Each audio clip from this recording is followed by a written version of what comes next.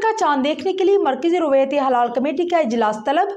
इजलास 9 अप्रैल को इस्लामाबाद में होगा। चेयरमैन रवायती हलाल कमेटी मौलाना अब्दुल खबीर आज़ाद सरबराही करेंगे। मज़ीद तफसीलात सरदार ताहिर महमूद की इस रिपोर्ट में। ईद उल फितर का चांद देखने के लिए मरकजी रवायती हलाल कमेटी का इजलास तलब कर लिया गया। तफसीलात के मुताबिक मरकजी रवायती हलाल कमेटी का इजलास 9 अप्रैल को इस्लामाबाद में होगा। चेयरमैन रवायती हलाल कमेटी मौलाना अब्दुल खबीर आज़ाद की सरबराही में इजलास होगा। इजलास में शवाल का चांद देखने की शहादतें वसूल की जाएंगी। इजलास में रवायती हलाल कमेटी मेंबरान और महकमा मौसमियात सपारको साइंस टेक्नोलॉजी हुकाम शरीक होंगे। रवायती हलाल कमेटी इजलास वजारती मजहबी अमूर में होगा। जोनल रवायती हलाल कमेटी के इजलास मुकर्रम मकामात पर होंगे।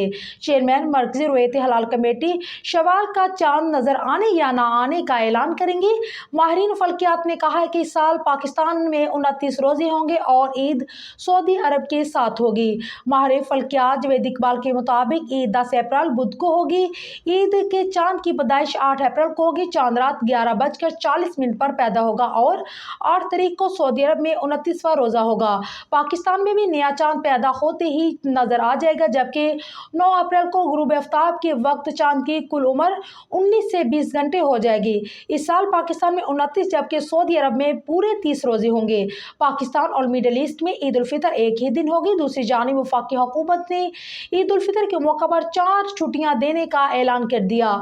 ईद उल फितर के मौका पर हफ्ते में 5 रोज काम करने वाले दफातर में 10 अप्रैल बुध से लेकर 12 अप्रैल जुमे तक आम तातीलात होंगी।